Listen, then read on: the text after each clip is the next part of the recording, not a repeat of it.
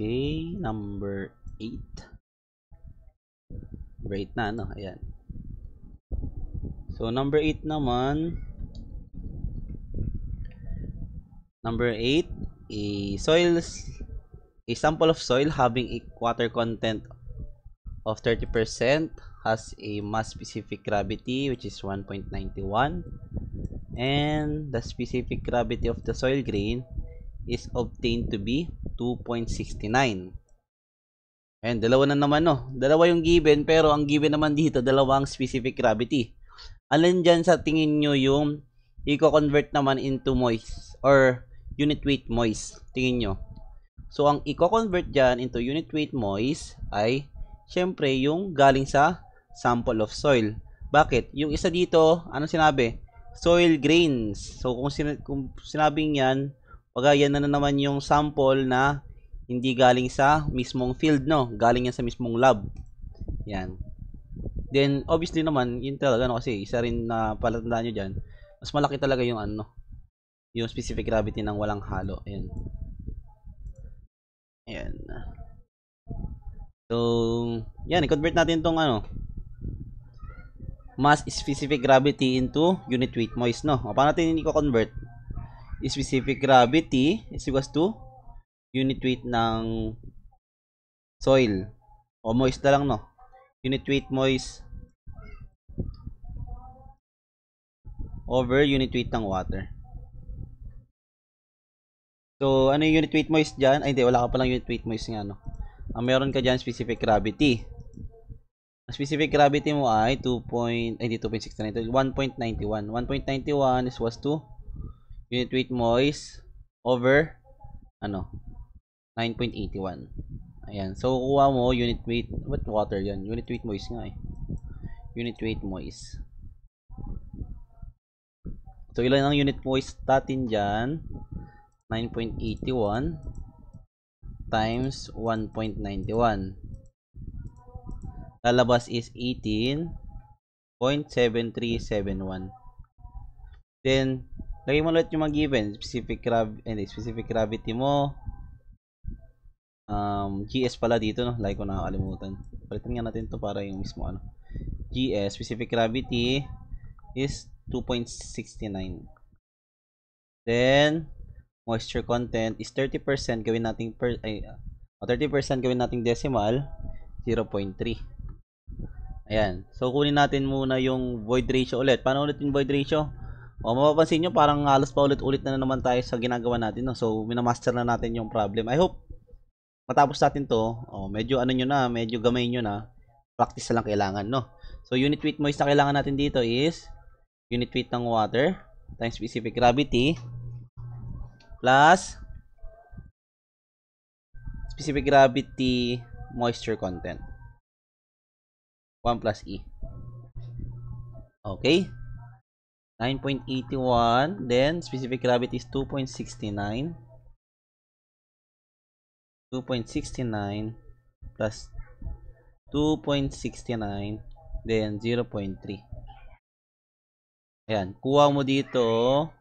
Hindi pala, meron ka palang moisture, no?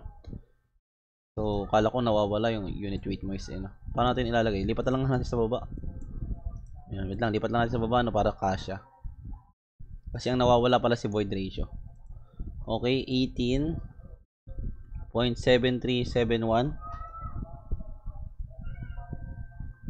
Wala ko, hindi nabura yung isa. Ayun. 7371 is equals to 9.81. Then 2.69 plus 2.69. Then 0.3. Yan. Over. Dito na lang. 1 plus yung E, no? So, yung ilan yung E dyan? Sulat natin. 18.7371 equals to 9.81 times 2.69 plus 2.69, 0.3 over 1 plus E or X na lang dito sa calcu, no? So, lalabas dyan ay 0.831. Next naman, porosity naman hinahanap. Paano mo kunin yung porosity? Diba nga, formula N porosity is equals to E over E plus 1, no? Or 1 plus E. O, katulad nito, nabaliktad ko siya, ano? So, at least, kahit baliktarin mo nga yan, walang kaso yan kasi nga, ano, plus naman no? 0.8. 831 plus 1. O, ilan ang porosity?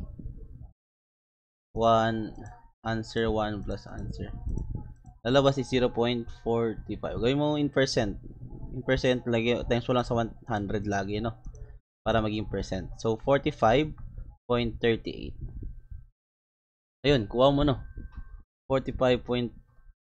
Ayan. Then, ito naman, evaluate the degree of saturation. O, ganun lang ulit, no? Pag sabi nga, narinig mo yung degree of saturation, matik, GWES.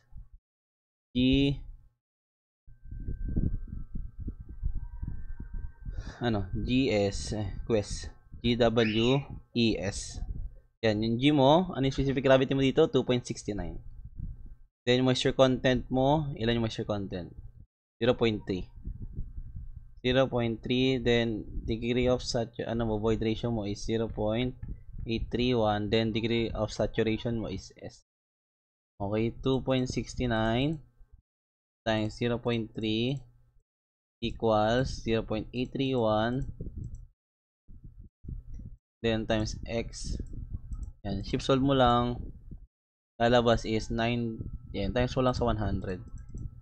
So, ang degree of saturation mo in percent is 97.11%.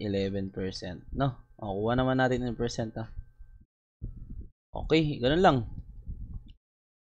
Okay, medyo na ano na natin, no? Na-master na natin kasi paulit-ulit na lang din ginagawa natin. Okay, proceed tayo number 9. Kung may tanong, message lang, no? Para malinaw tayong matatapos to, no? Number 9.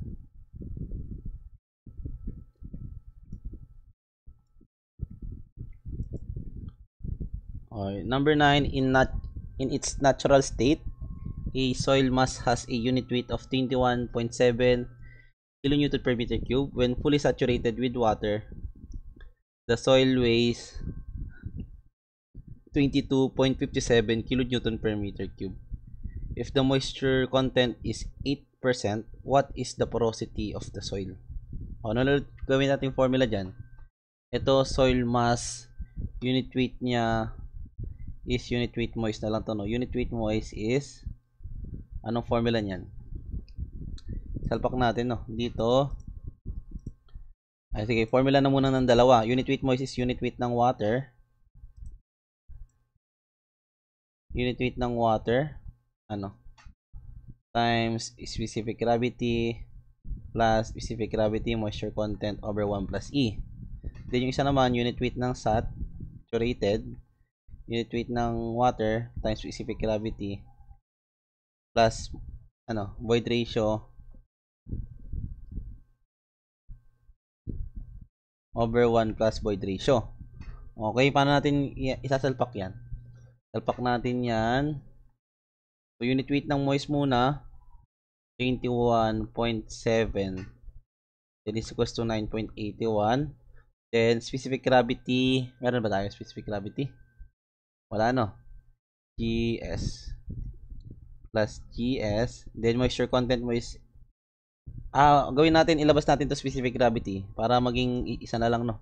Gawin natin instead ito, gawin natin ganito. Labas natin, ginawa ko lang, labas lang natin, magiging 1 plus moisture content. O, nilabas ko lang to, di ba, kanina, naka-distribute. Nilabas ko lang siya, no? Kasi para isa na lang siya. Yan, GS na lang. Then, 1 plus, moisture content, no, 0.08. Okay, naka-percent, ginawa nating decimal lang. 1 plus E. Then, ito naman, saturated, 22.57 equals to 9.81. Then, specific gravity ulit plus yung E? Ayun naman, wala rin, no? Over 1 plus E. Ayan. So, simplify natin, no? Either sa kanya. Ano to, no? Gawin nating equation 1, then equation 2. Okay? Paano natin gagawin? Simplify na lang natin tong sa equation 1 siguro. Kasi mas madali siyang i-simplify, no? Gawin natin, i-simplify ko siya dito. Ito ilalagay ko dito. Magiging, tama ba? Ilagay ko ba siya sa kabila? Tama, lagay ko lang sa kabila, no? Magiging 21.7. Wait lang. Sino ba magandang i-simplify dito? Siguro yung kay na lang. Tama naman. Ilipat ko siya dito. Wait. Specific gravity.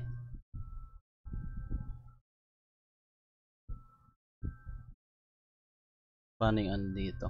Paano yung atake?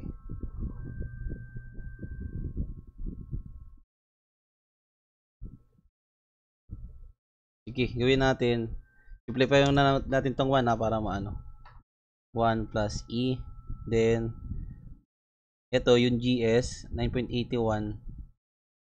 Ito simplify ko to. Ito combine ko tong tatlo. 9.81 tas itong 1 plus 0.08. So, gawin natin 9.81 then times 1 plus 0.08.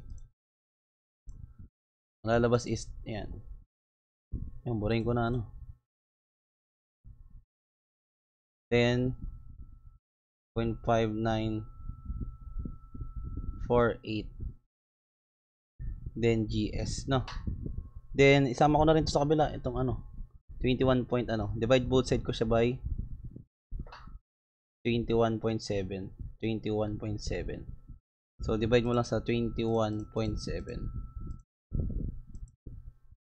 Ayan. Ay hindi, ang gawin ko ilipat ko si GS na nalilipat ko, no? Iwan natin si GS diyan. Mali, no? Gawin ko i-divide ko na lang siya ng 10.5948. 10.5948. Okay? Ilan yan? So, mangyari 21.7 divide ko sa 10.5948. Ilan yan? 2 point something na. Bubura to. Yung magiging sagot mo ay 2.048 na lang. 48 1 plus E equals GS. Then isalpak natin to sa sa equation 2, no? Dito. Mangyari 22.57 equals to 9.81. Then itong GS palitan natin ito, no? Magiging 2.048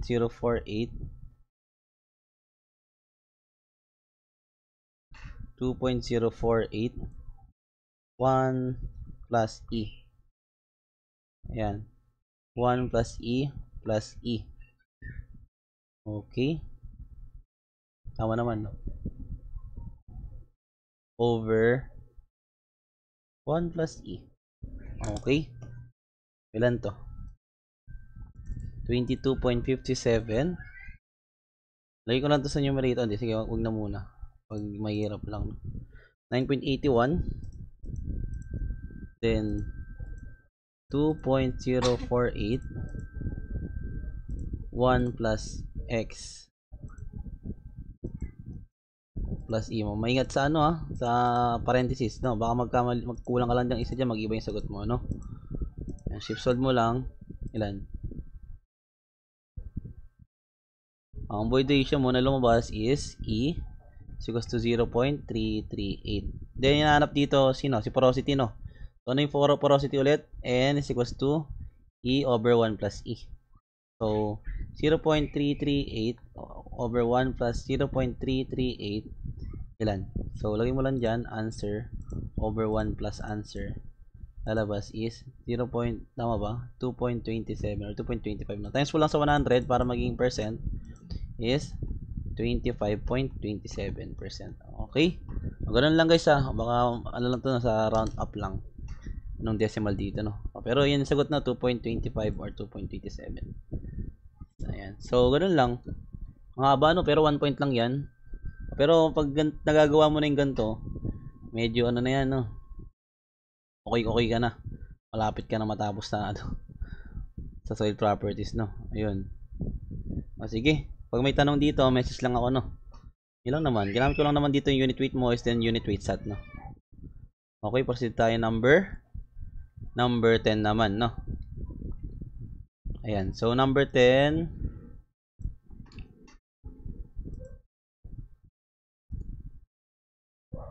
Number 10 is number 10. A soil sample has a dry unit weight of 17 kN per meter cube and void ratio of 0.60. Yan. So, sulat mo pa rin kung ano yung given, no? Unit weight dry, 17. Then, void ratio is 0.60. So, evaluate the specific gravity of the soil solid. Ayan. Paano natin gagawin dyan? So, ang gagamitin natin, obviously, based sa given, is yung unit weight dry, no? Formula unit weight dry, unit weight ng water. Explain ko na sa inyo to, no, kanina kung paano, saan nanggaling. Unit weight ng water, specific gravity over 1 plus E. Okay. Unit weight dry, 17. Then unit weight ng water, 9.81. Specific gravity, yun yung hinahanap. Over 1 plus, E, 0.60. Ang layo naman ng pagka 0.60. 0.6. So, ilan to? 17 is equals to 9.81 times GS over 1 plus E. 1 plus 0.6. Ayan, shift solve ka lang. Alabas is GS mo ay 2.77. Ayun, kuha mo na Then next naman, obtain the unit weight of the sample in kilonewton per meter cube when fully saturated. Ano ulit yung unit weight sat? Kabisado na natin, no? Kakaulit-ulit. Unit weight sat is unit weight ng water. Then, specific gravity plus E over 1 plus E. Explain ko na ulit sa inyo to, no? Kung paano makakabisado ng mas mabilis, no? Okay. Kung ganun, salpak mo lang 9.81. Then, specific gravity, which is, nakuha na natin, 2.77. Plus E, which is 0.6. And over 1 plus 0.6. Yan, 9.81. Then, 2.77 plus 0.6. Over 1 plus 0.6. So, 20.66 na. Ayun lang, 20.66. Then, last, hydraulic gradient, no? Ano ulit yung formula ng hydraulic gradient? 1 minus specific gravity over 1 plus E. Tama ba? Tingnan natin. Specific gravity. Baliktad. Specific gravity. Ito yung mahirap na pag negative yung sign sa gitna. Hindi mo siya pwedeng pagbaliktad rin, no? Ganun lang naman. Specific gravity is 2.77 minus 1 over 1 plus 0.6. So, 2.77 minus 1 over 1 plus 0.6. Yan, 1.11, no? 1.11. Kuha na natin ulit. Ano lang, nasalpak-salpak na lang, no?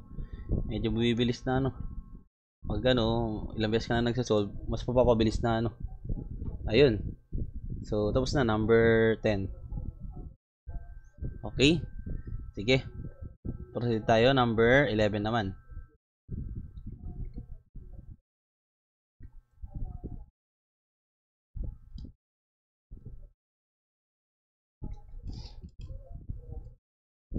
Number 11, a sample of soil weigh 145 grams is placed inside the container having a volume of 500 cubic centimeter. So, gawin natin kunyari, ito yung ito lang yung hindi nabuo. Nawala. Yan. Sabihin natin ito yung container. Ba't square? Kailan pa naging square na ilagay ko? Yan, ito. Ang volume daw na ito is 500, no? Cubic centimeter.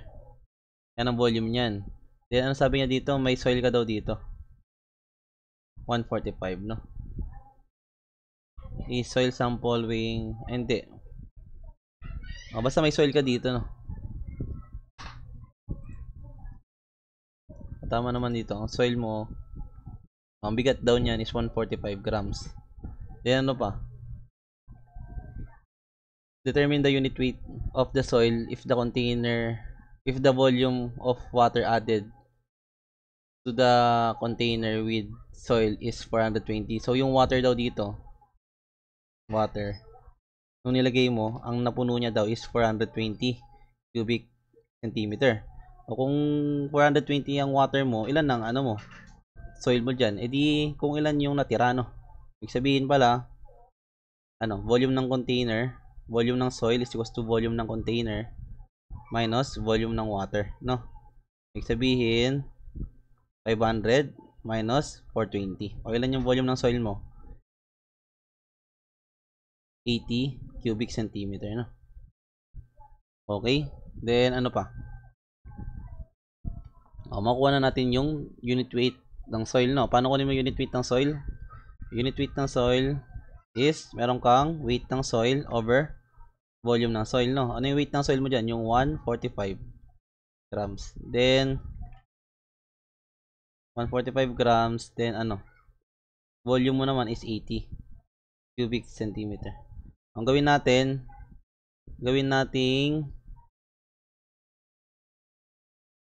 kilonewton per meter cube. Paano? Unahin na muna natin tong centimeter cube.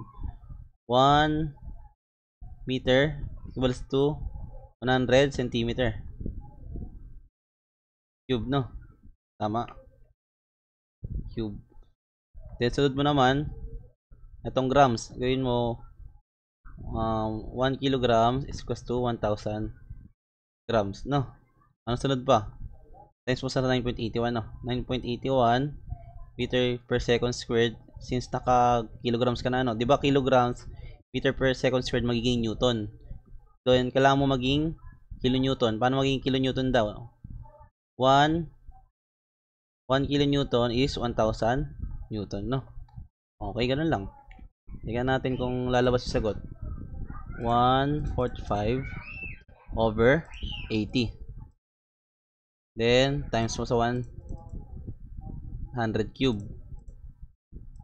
Then, divide mo sa 1,000. Then, times mo sa 9.81. Then, divide mo sa 1,000. Lalabas is 17.78.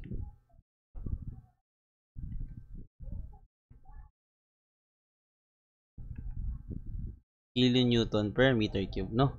Kasi ano mga cancel dyan? Cancel to, cancel. Then, cancel to, cancel, no? Then, ito, magiging newton yan, no? Magiging newton yan. So, magiging newton, then, newton, magiging kilonewton. Ganun lang, guys, ha? Then, ano ba? Wait lang, may check lang ako, guys, ha? 145 over 80, no? Times 9.81. May ginagawa silang shortcut dito, no? Hindi ko alam kung ano ba nila to. Conversion agad nila, no? So, di ba 145? 145.80. Naalala ko, ginagawa nila, minumultiply na nila sa 9.81. Pero after nila i-multiply sa 9.81, nagko-convert na agad siya sa kilonewton per meter cube. Ayan. So, baka yun yung kasi, no, pag sinimplify natin to, try natin to i-simplify. Ito, to. Tingnan natin kung maglalabas siya ng 9.81. So, mangyari dyan, 100 cube. No, 100 cube. Ito lang yan na, 100 cube. Then, 1,000, no? 1,000. Then, times 9.81. Then, 1 over 1,000, no? So, lowest naman, no, 9.81. Yun na lang yung shortcut niya. Kayo na bahala kung anong. So, ibig sabihin pala, yung grams per cubic centimeter into kilonewton per meter, pwede pa lang i-multiply mo lang sa 9.81, no? Okay na, ikaw na bahala dun, ah. Kung anong gusto mong shortcut gawin. Yan. Proceed tayo number 12. Number 12 naman, yun na. So, tuloy pa din. Number 12,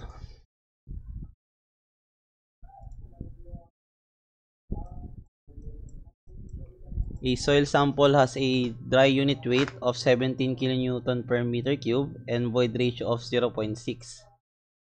Okay? Tapos, ganoon na.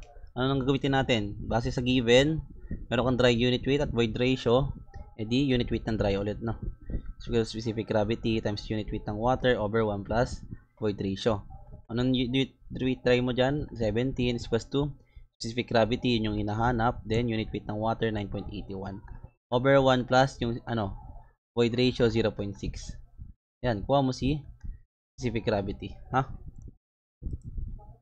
Okay, 17 equals to specific gravity 9.81 over 1 plus 0.6, no? Shift solve mo lang 2.77.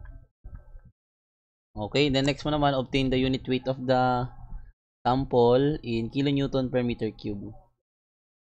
Formula ulit when fully saturated. Ano formula ulit? Unit weight ng saturated, unit weight ng water times specific gravity plus E over 1 plus E. Yan. So, medyo biyasa na talaga sa formula. Nakaulit, 9.81, then specific gravity 2.77 plus 0.6 over 1 plus 0.6. Kailan to, guys? 9.81, 2.77 plus 0.6 over 1 plus 0.6. Makuha mo dyan ay 20.66 or 68 pa lang.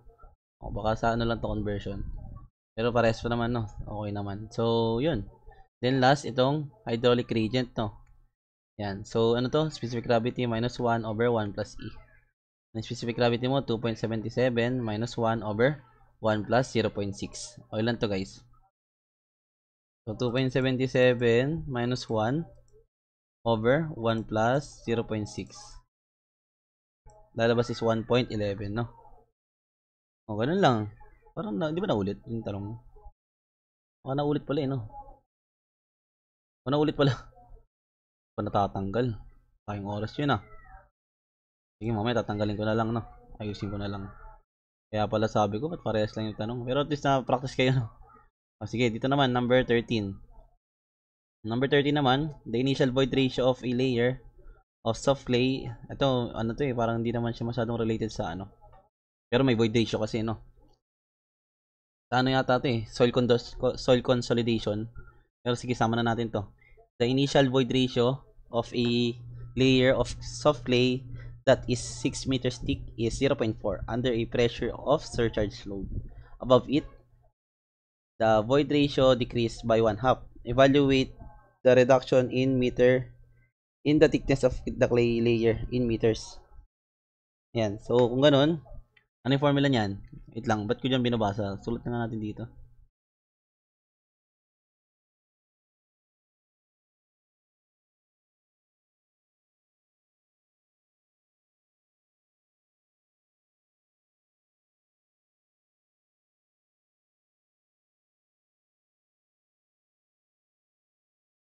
Anong formula mo dito?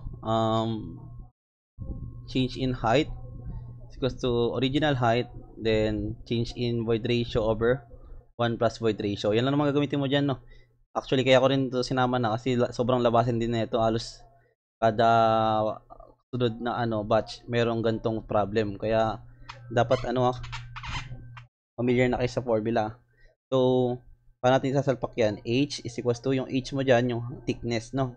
Is 6. Then, yung change in void ratio, meron kang final void ratio, pala to? Initial minus ito yung new, mo, no? New na lang, new. Ayan. Then, 1 plus, initial mo ulit. Yan lang naman. Okay, kung ganun, compute na muna natin yung yun, no? I-void ratio bago, no? Anong nangyari? Yung luma mo, ano, sinabi niya dito, decrease by 1/2, no? So, babawasan mo pa daw ng 1/2 yung, ano, initial mo. Ganun lang ah. Kung ganun, ilan to? Ano yung initial mo? 0.4 ba? Yan, 0.4. 0.4 minus kalahati ng 0.4. Okay, kung ganun, ilan to? 0.4 minus kalahati ng 0.4. Ang lalabas dyan ay 1.5 or 0.2. Okay, ganun. Hindi salpak mo na, no? Gawin ko muna tong h, no? Ay, hindi. Dapat pala, hindi ko na muna siya sinulat agad. Ano muna tayo? Burahin natin to. Ayan na. Ayaw magbura tuloy. Ayan. H na muna yan. So, dito natin ilagay, no? Change in thickness equals to 6. Then, anong EO mo? 0.4. Minus yung new mo is 0.2. Over 1 plus 0.4. No? O, ilan yan? 6 times 0.4 minus 0.2 over 1 plus 0.4. Yan. So, sagot mo dito ay 0.86. Ayan. Ganun lang. Then, actually, may ano rin dito. Bukod sa labasin to, may trap din dito na ginagawa. Ano yun? Itong by, kapag pinalitan mo ng 2, nag-iiba na agad yung ano mo, no? Void ratio nyo mo. Ito kasi pang ano to, if by na lang to, if by. Then pag if 2, ano mangyari? Yung void ratio nyo mo,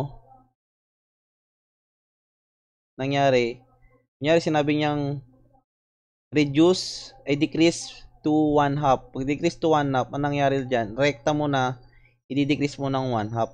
Yun lang. Pero nagkataon dito kahit sabihin mo 1/2 ng 0.4, pares pa rin, no? 0.2. O nagkataon lang itong parehas, ha? Hindi yan lagi magkaparehas. So, nagkataon lang na 0.2 sila. So, kahit di mo maintindihan to ngayon, yung by or 2, baka tumama ka pa rin, no? Pero mag-ingat lang kayo, no? Kasi nga, magkaiba lang yung, ano, yung tawag. Eh, mag-iba na agad yung sagot mo. Okay? Sige. Proceed tayo. Number 14. Number 14.